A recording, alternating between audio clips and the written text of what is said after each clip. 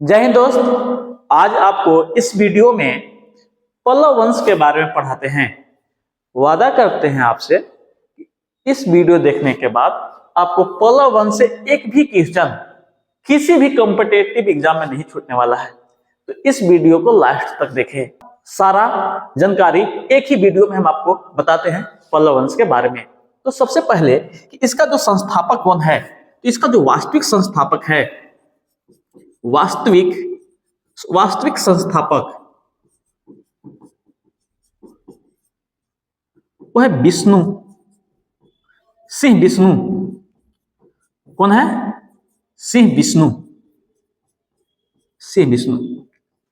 तो एक बात आपको समझ में आ रही होगी कि अगर इसका वास्तविक संस्थापक सिंह विष्णु है, इसका मतलब संस्थापक भी कोई होगा। तो इसका जो संस्थापक हम इधर लिख देते हैं, इसका संस्थापक सिंह वर्मा को जाना जाता है। इसके बाद राजा जो बनते हैं जिसका नाम है शिव स्कंद वर्मा। और इसके बाद जो राजा बनेंगे वो बनेंगे विष्णु गोप। कौन बनेंगे? विष्णु गोप। देखेंगे कि सिंह विष्णु के बाद भी ये तीन शासकों ने शासन किया। और भी शासक आ सकते हैं, लेकिन इन तीनों का उल्लेख मिलता है। ठीक है। इसके बाद आते हैं सिंह वर्मन, और सिंह वर्मन के बेटा के नाम है सिंह विष्णु। इसको वास्तविक संस्थापक के रूप में जाने जाते हैं। ठीक है। यह जो पल्लव वाले हैं वो मूल रूप से ब्राह्मण है। क्या है? ब्राह्मण। और यह अपने आप को ब्रह्मा की संतान बताते हैं। जैसे महाभारत में अश्वत्थामा है, तो अश्वत्थामा के पूर्वज बताते हैं। तो यह क्या है? भारद्वाज ब्राह्मण है। क्या है? भारद्वाज ब्राह्मण। तो हम लोग देखें कि जो पल्लव वंश जो है यह दो नदियों के बीच है। अगर दक्षिण भारत का इतिहास देखेंगे, अगर दक्षिण भारत का इतिहास देखें तो ऊपर जो कृष्णा नदी है और नीचे कौन सा है? पेन्नार नदी। कौन नदी है? पेन्नार नदी। तो यह दो नदियों के बीच कौन सा वंश है? तो पल्लव वंश है। तो ऊपर कृष्णा नदी और नीचे कौन सा? पेन्नार नदी। इसके बीच में यह वंश आता है। इसका अगर चिन्ह देखिएगा, राष्ट्रीय चिन्ह, तो वह तो एक तो बैल है और इसके बाद हो जाता है लिंग, जो शिव भगवान का इन लोग उपासक बन जाता है। तो अब हम लोग देखते हैं कि जो सिंह विष्णु है, सिंह विष्णु जो है, इनके दरबार में एक कवि रहते हैं जिसका नाम है भारवी। तो भारवी ने एक पुस्तक लिखा जिसका नाम है किराता जूर्नियम।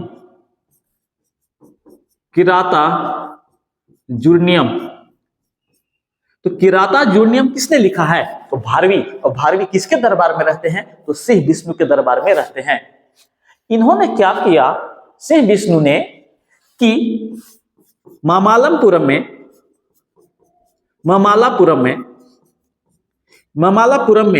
तमिलनाडु में है मामल्लपुरम। तो मामल्लपुरम में इन्होंने एक मंदिर बनाया, विष्णु वराह।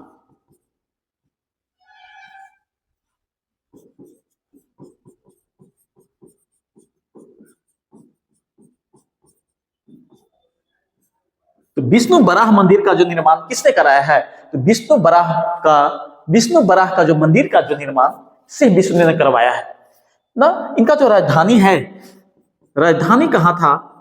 तो राजधानी जो है वो है कांची। कहां है? कांची इनकी राजधानी है। दूसरी बात और हम देखें कि जो सिंह विष्णु जो है वह वैष्णव धर्म को मानता है। कौन धर्म को मानता है? तो वैष्णव धर्म को मानता है।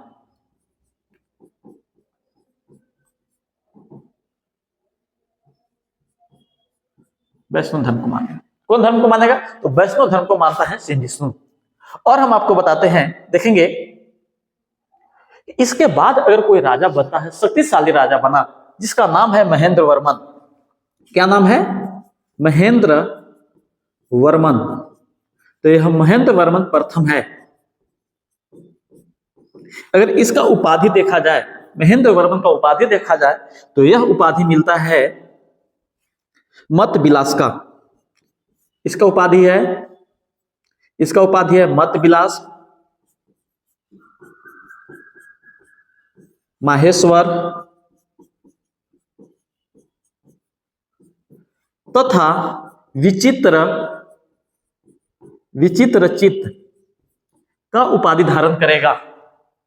देखेंगे कि जो महेंद्र वर्मन है, इन्होंने एक पुस्तक लिखा जिसका नाम है मत विलास प्रहसन।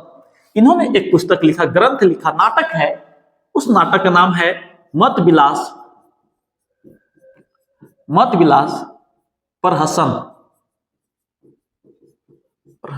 तो मत विलास जो प्रहसन है, किसने लिखा है? तो महेंद्र वर्मन प्रथम ने लिखा।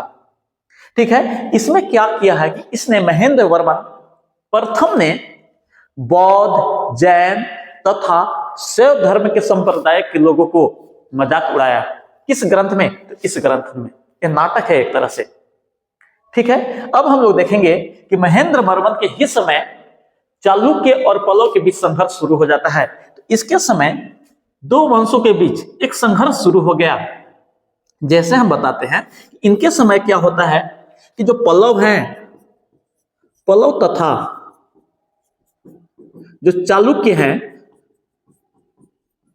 इन दोनों के बीच संघर्ष शुरू हो जाता है। तो क्वेश्चन पूछेगा कि पल्लव और चालुक्य के बीच जो संघर्ष किसके समय शुरू हो जाता है? तो महेंद्र वर्मन प्रथम के समय शुरू होगा। इसके समय पुलकेशिन द्वितीय, इस वंश के जो शासक है जिसका नाम है पुलकेशिन द्वितीय, पुलकेशिन द्वितीय। और पुलकेशिन द्वितीय ने महेंद्र वर्मन को पराजित कर दिया। तो महेंद्र वर्मन को पराजित किसने किया है? तो पुलकेशिन द्वितीय। पुलकेशिन द्वितीय जो है चालुक्य वतापी के शासक हैं। ठीक है, अब हम और देखते हैं। और कहा जाता है कि महेंद्र वर्मन ने माहेश्वर को उपाधि क्यों धारण किया? क्योंकि बाद में यह शैव धर्म को ही मानने लगा।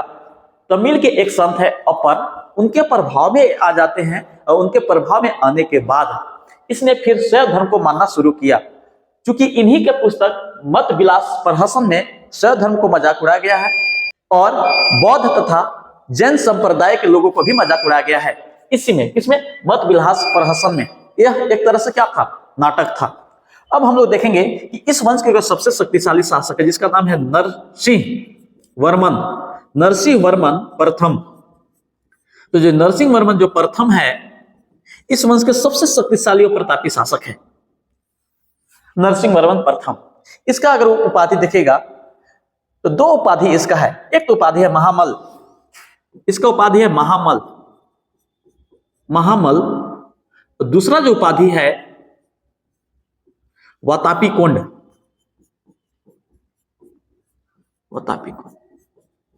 एक बात बताइए कि वतापी कोंड उपाधि क्यों धारण किया? क्योंकि इसने क्या किया है कि पुलकेशिन द्वितीय को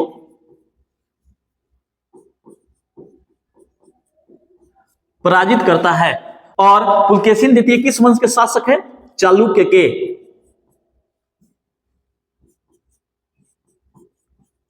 और चालुक्य की जो राजधानी कहां थी? तो वह थी वातापी।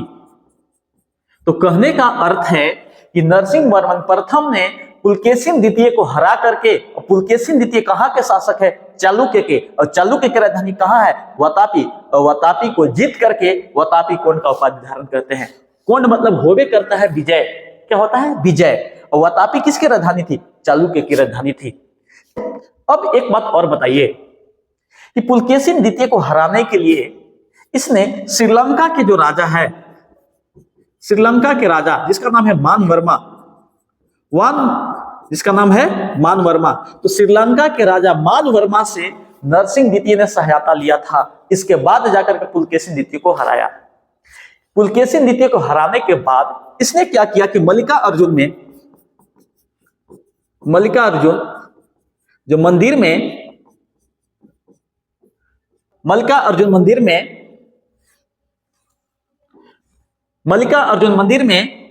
विजय स्तंभ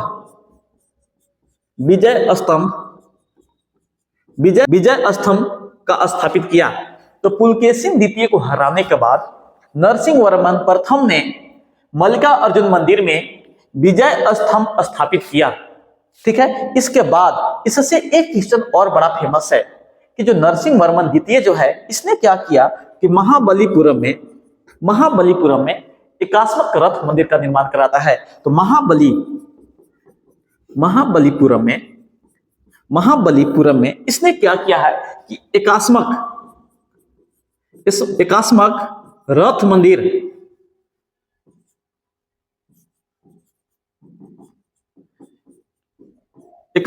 मंदिर का निर्माण कराया। किसने कराया है? तो नरसिंहवर्मन प्रथम में। कहा जाता है कि इसमें 7 गो रथ है। कितने रथ है? 7 रथ, इसलिए इसको सप्तरथ। इसमें कितना रथ है? 7 रथ है। इस मंदिर में 7 रथ होने के कारण इसको हम लोग सप्तरथ मंदिर भी कहते हैं। क्या कहा जाता है? तो सप्तरथ मंदिर कहा जाता है। एक्चुअल में इसमें पांडव का चित्र है। किसका चित्र है? महाभारत का पांडव का चित्र है, इसलिए इसको पांडव मंदिर भी कहते हैं। तो पांडव मंदिर, सप्तरथ मंदिर किसे कहा जाता है? तो एकात्मक रथ मंदिर को कहा जाता है। ये कहाँ है? तो महाबलीपुरम में। किसने निर्माण करवाया है? तो नरसिंहवर्मन प्रथम ने करवाया है। ठीक है। इसके बाद जो योग शासक आया, जिसका नाम है नरसिंहवर्मन द्वितीय, का नाम है तो नरसिंहवर्मन द्वितीय। हम लोग लिखेंगे अगला नरसिंहवर्मन द्वितीय। अब हम लोग देखेंगे नरसिंहवर्मन द्वितीय के बारे में। कहा जाता है कि अगर इसका उपाधि देखिएगा, इसका 3 उपाधि बड़ा फेमस है। एक तो है शंकर भक्त। क्या कहा जाता है? शंकर भक्त कहा जाता है। दूसरा जो इसको कहा जाता है वो कहा जाता है आगम प्रिय। तीसरा जो इसका उपाधि है राजा सिंह। ये तीनों का अर्थ हम बताते हैं। शंकर भक्त कहने का अर्थ है कि यह शिव भगवान का उपासक है। किसका? शिव भगवान का उपासक। आगम प्रिय कहने का अर्थ है कि इसे शास्त्रों में प्रेम है। किसमें प्रेम है? शास्त्रों के प्रेमी के कारण इसे आगम प्रिय कहा गया। और इसको हम बता दें कि इसको राजाओं में सिंह होने के कारण, राजा में क्या है? सिंह है, इसीलिए इसको क्या कहा गया? राजा सिंह कहा गया। कहा जाता है कि यह कामदेव की तरह सुंदर भी है। क्या है? कामदेव की तरह यह सुंदर भी है। कौन? नरसिंहवर्मन द्वितीय। इसके बारे में एक क्वेश्चन फेमस है। क्या क्वेश्चन फेमस है? कि इसके जो राजकवि का जो नाम है, इसके जो राजकवि हैं उनका नाम है दंडी।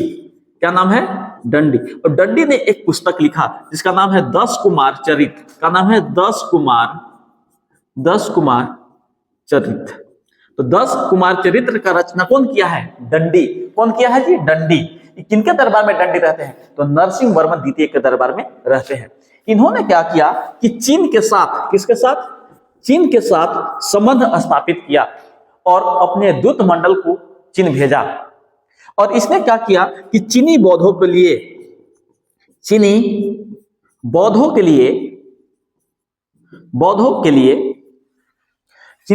लिए गंगईकोंडपुरम में बौद्ध विहार का निर्माण किया। तो बौद्ध विहार का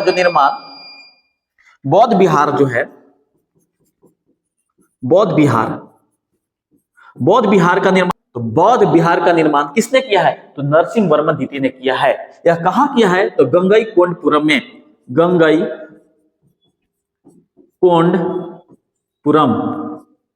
तो गंगईकोंडपुरम में इसने क्या किया? बौद्ध विहार का निर्माण कराया। बौद्ध विहार किसके लिए था? तो चीनी बौद्धों के लिए था। इसे पैगोडा, इसको क्या कहा जाता है? पैगोडा तथा बौद्ध मंदिर कहा जाता है। इसे पैगोडा या बौद्ध विहार के भी नाम से जाना जाता है। तो बौद्ध विहार कहाँ है? तो गंगईकोंडपुरम में है। इससे एक और मोस्ट इंपोर्टेंट क्वेश्चन पूछता है। कहा क्वेश्चन पूछेगा जी, देखेंगे कि इसने क्या किया था कि कांची में क्या किया कि कैलाशनाथ मंदिर का निर्माण कराया। कैलाशनाथ मंदिर का निर्माण कराया है। ठीक है। इस मंदिर को हम लोग शिव काशी के नाम से जाना जाता है। शिव काशी के नाम से जाना जाता है। तो शिव काशी के नाम से कौन जाना जाता है? कैलाश मंदिर। और हम लोग देखेंगे कि इसको एक और नाम जाना जाता है, राज सिद्धेश्वर। तो राज सिद्धेश्वर या शिव काशी के नाम से कौन जाना जाता है? तो काशीनाथ मंदिर जाना जाता है। कौन जाना जाएगा? तो काशीनाथ मंदिर जाना जाता है। इसके समय द्रविड़ कला का शुरुआत माना जाता है। किस?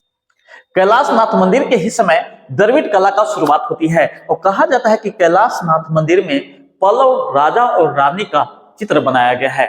कैलाशनाथ मंदिर में शिव भगवान का प्रतिमा है, लेकिन उनके बगल में पल्लव राजा और रानी का भी चित्र बनाया गया है। ठीक है, तो हम क्या देखें कि जो कैलाशनाथ मंदिर है कहां? तो कांची में, शिव काशी के नाम से तथा राज सिद्धेश्वर के नाम से भी जाना जाता है। और हम आपको बताते हैं कि इसके बाद जो अगला शासक बने, जिसका नाम है नंदी वर्मन द्वितीय। क्या नाम है? नंदी वर्मन द्वितीय। नंदी वर्मन द्वितीय ने क्या किया? इस नंदी वर्मन द्वितीय ने भी 2 मंदिर बनाए कांची में। कहां बनाया है? कांची। देखेंगे कांची में 2 मंदिर। पहला जो मंदिर का नाम है वो नाम है मुक्तेश्वर मंदिर। क्या नाम है? मुक्तेश्वर मंदिर। और दूसरा का जो नाम है वो नाम वैकुंठ पेरुमाला मंदिर।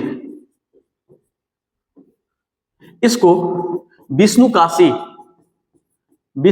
के नाम से जाना जाता है। किसको? वैकुंठ पेरुमाला मंदिर को।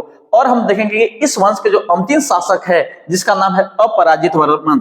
अंतिम शासक का जो नाम है, अंतिम जो शासक है उसका जो नाम है अपराजित वर्मन। क्या नाम है? तो अपराजित वर्मन। यह वंश खत्म हो गया है। इससे जितने भी इंपॉर्टेंट क्वेश्चन है वो हम आपको बता दिए। यह वीडियो आपको कैसा लगा है वो हमें कमेंट में बताएं। जय हिंद।